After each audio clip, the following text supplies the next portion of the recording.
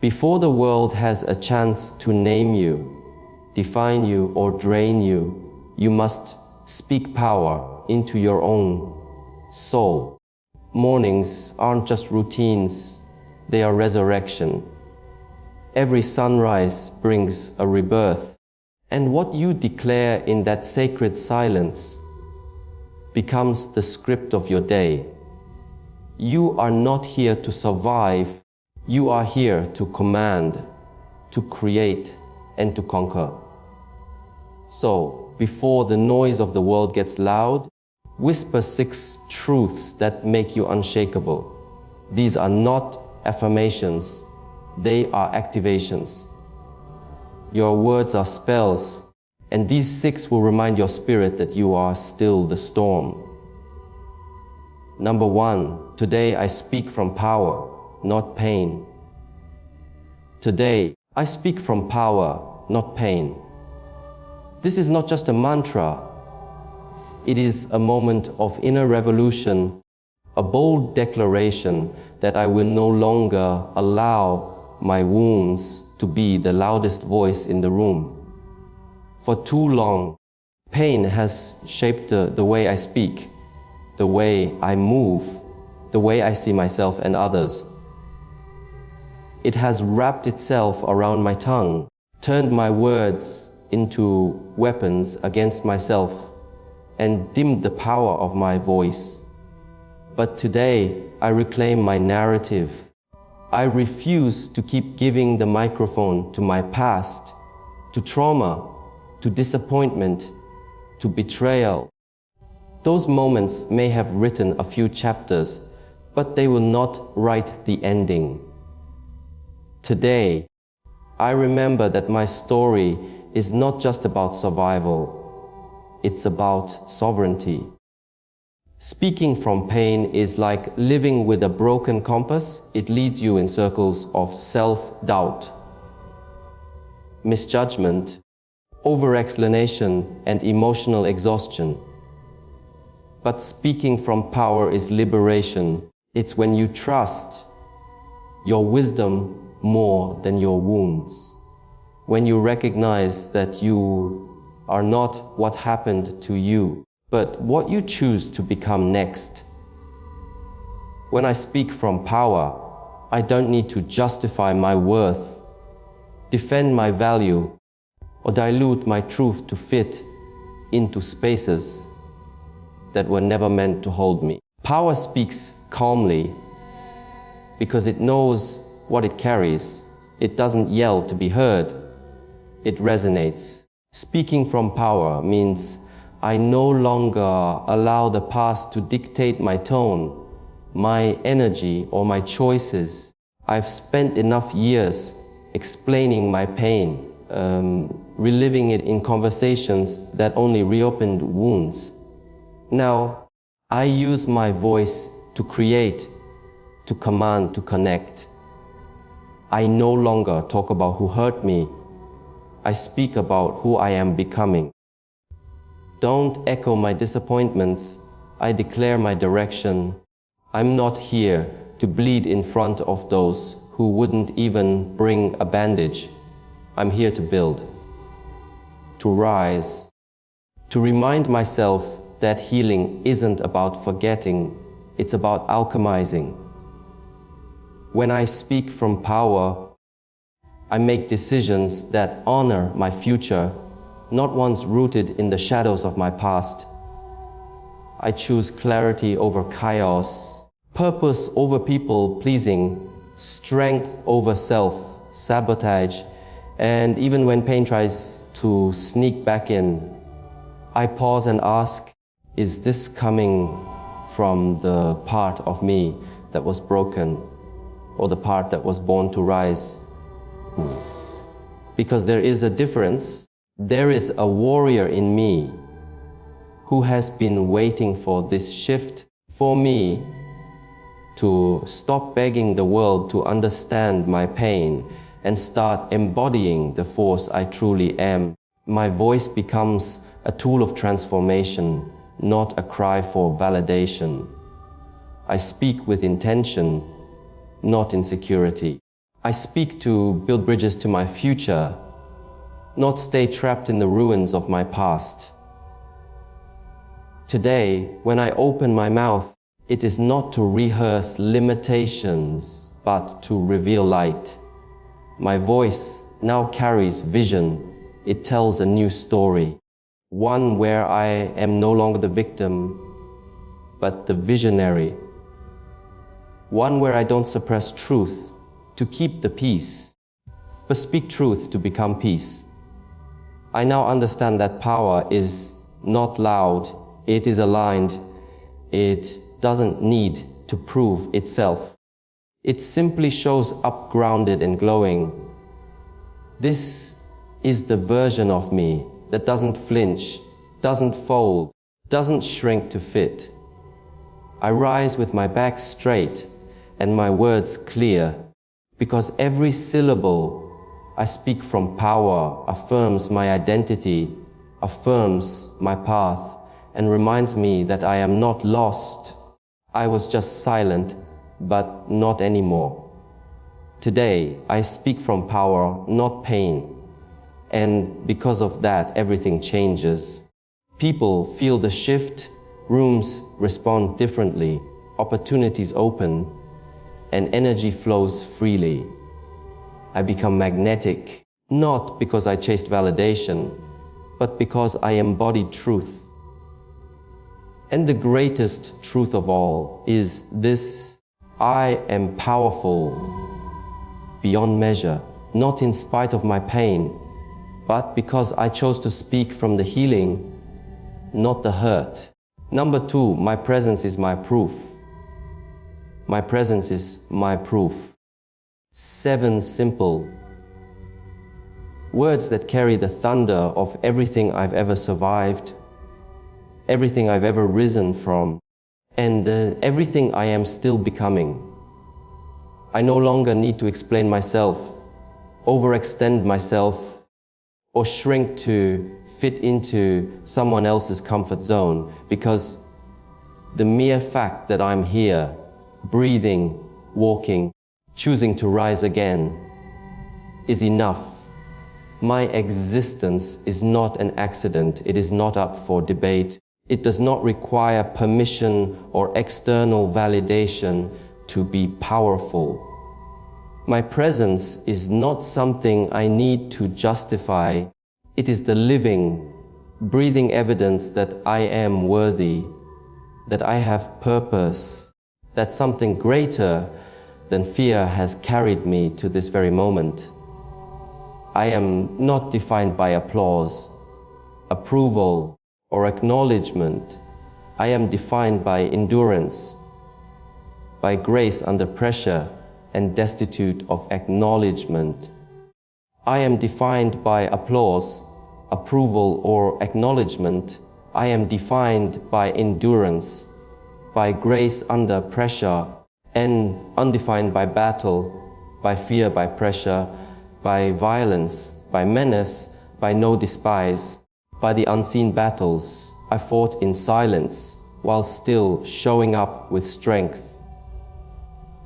Every scar on my soul tells a story, not of defeat, but of divine resilience. The world may not know the depth of what I've overcome, but that's not my burden to bear anymore. I don't owe anyone the footnotes of my survival, just so they understand why I shine the way I do. I shine because I am.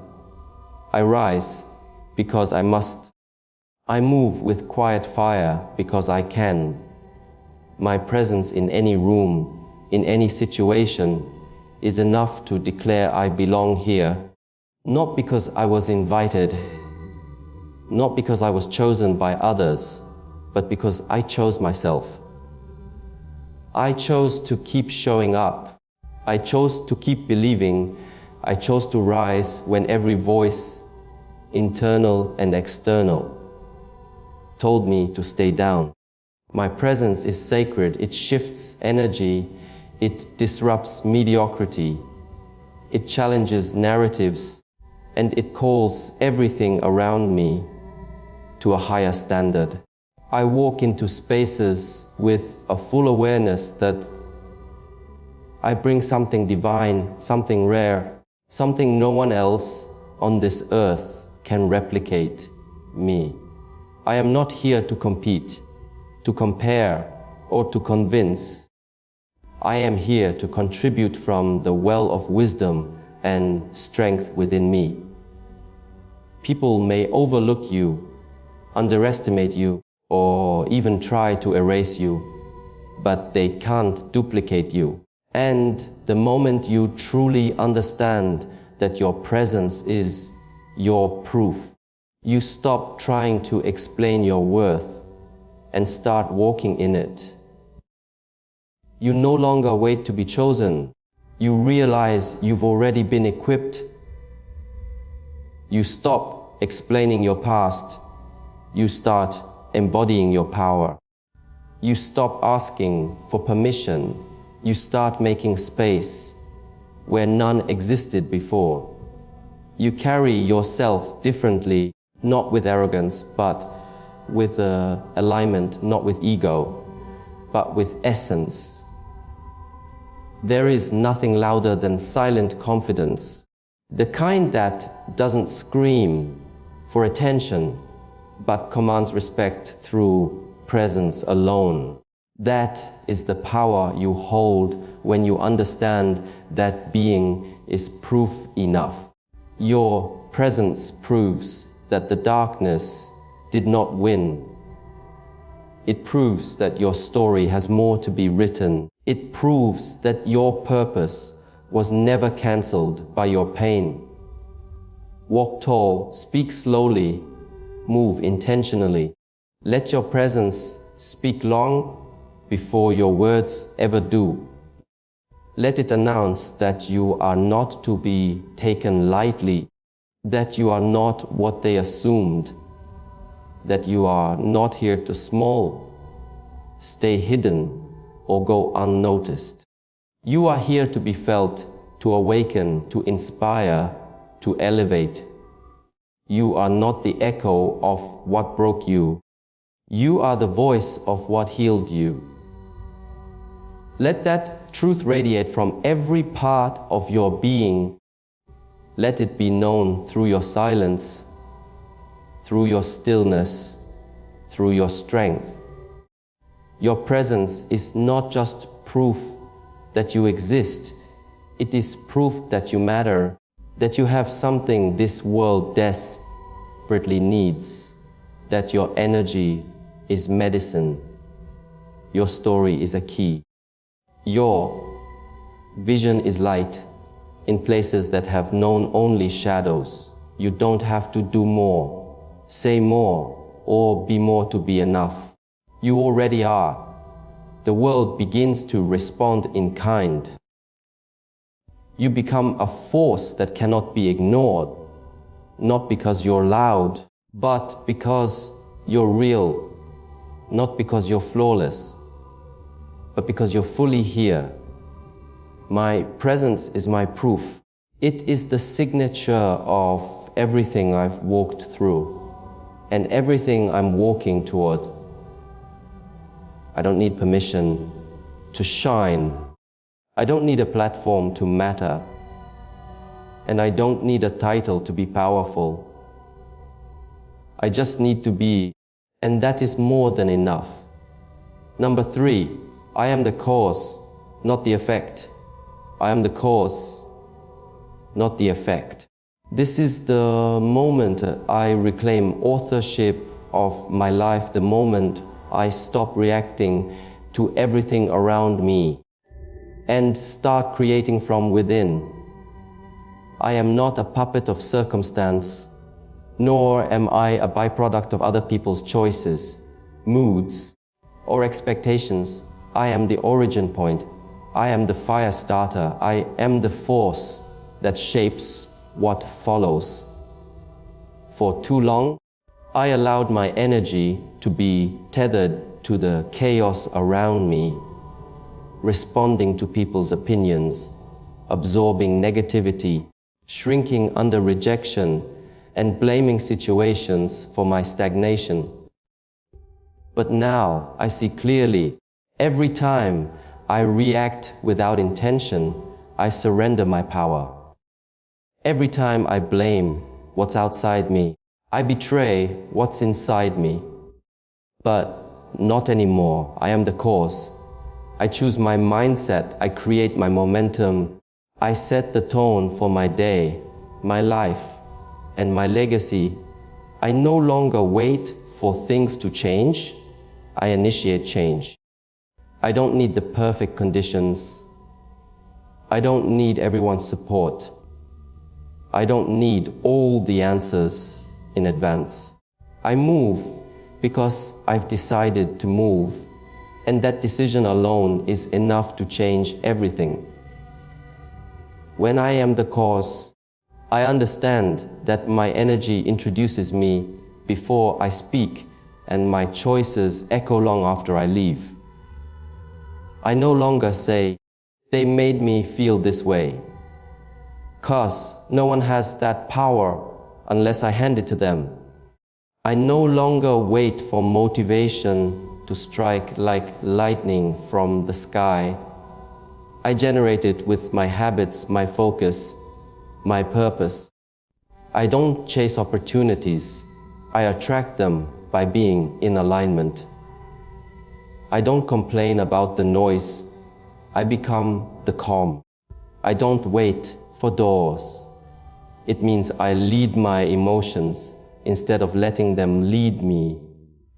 It means I don't let fear decide. Don't let failure define. Don't let distraction derail.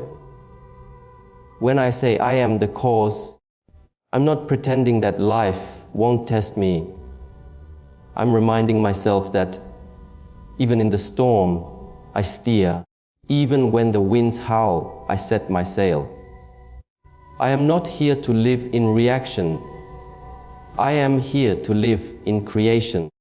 And that means I speak what I seek. I do what I declare. I act in alignment with my vision. And that means I speak what I seek. I do what I declare. I act in alignment. No more waiting for clarity. I move and clarity meets me on the path. No more playing small and calling it humility. I own my influence. I recognize that my thoughts birth my reality. My words shape my atmosphere, and my actions construct the future I will one day walk into.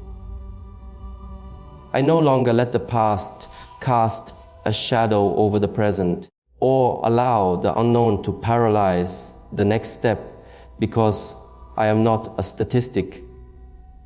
I am not a victim of environment, upbringing, or limitation. I am a creator of new outcomes.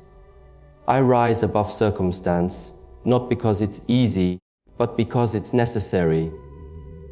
Being the cause means I take full ownership, not just of my wins, but of my mistakes, my energy, my attitude, and my evolution. I don't wait for others to see my worth. I embody it. I don't let silence from others determine the volume of my mission. I amplify it anyway. When things fall apart, I don't collapse, I recalibrate.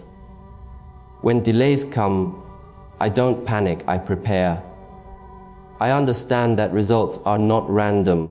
They are reflections of consistency, of courage, of conscious decision-making. And every day I wake up, I have a new chance to create new cause, to sow better seeds, speak higher truths, set stronger standards. I do not dance to the tune of outer chaos. I set the rhythm by the beat of my own inner certainty. This is radical responsibility. This is freedom. Because when I'm the cause, no one can take it from me. Not the doubters, not the critics, not the silence, not the setbacks. My power comes from within. And when I live from that place, I become unstoppable. I don't hope for breakthroughs. I become one. I don't wait to be chosen. I choose myself. And every time I remind myself of this truth, I am the cause, not the effect. I wake up my inner leader, my inner warrior, my inner creator. I become less reactive, more intentional, less scattered, more focused, less at the mercy of life, more in mastery of it. This is not arrogance, it is alignment, it is discipline, it is not magic, it is the natural outcome of owning my role as the initiator of my reality. I am the cause, and because I am the cause, nothing outside me can cancel what is already mine, unless I let it. And I won't, not today, not ever again.